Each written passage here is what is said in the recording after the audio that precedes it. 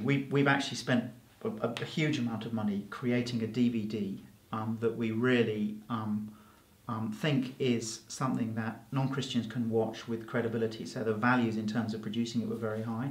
But again, the core content is just teaching Mark's Gospel, but doing that not just a talking head, but moving around the country as we seek to do that and sort of illustrate as best we can.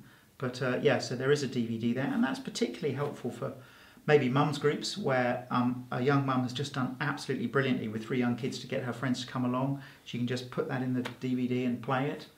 Sometimes particularly you're a very small group, it's good, because to give a talk when there are perhaps 3 or 4 people there, that can be quite difficult. If there's a DVD, then I'm the bad guy, I'm saying the tough stuff in some ways.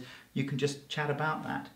We love it if the pastor can give the talks, because we think that's a great way of bringing people into church life, that they hear the Bible being taught clearly, by a real person. But at the same time, the DVD is a really helpful tool in terms of saying, right, let's do the course, particularly if there are few of us. And the vast majority of courses being run, I think, are just a few people having Mark's Gospel explained in a front room.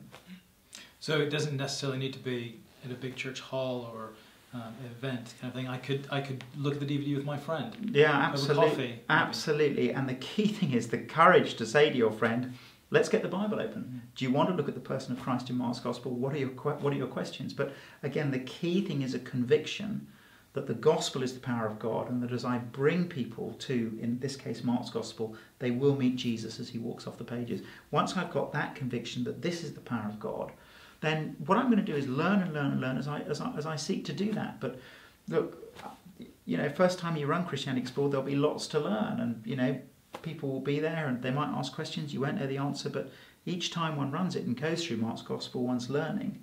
And amazingly, what's so encouraging is people do come to faith. God does open blind eyes. People really see who Jesus is and why he came.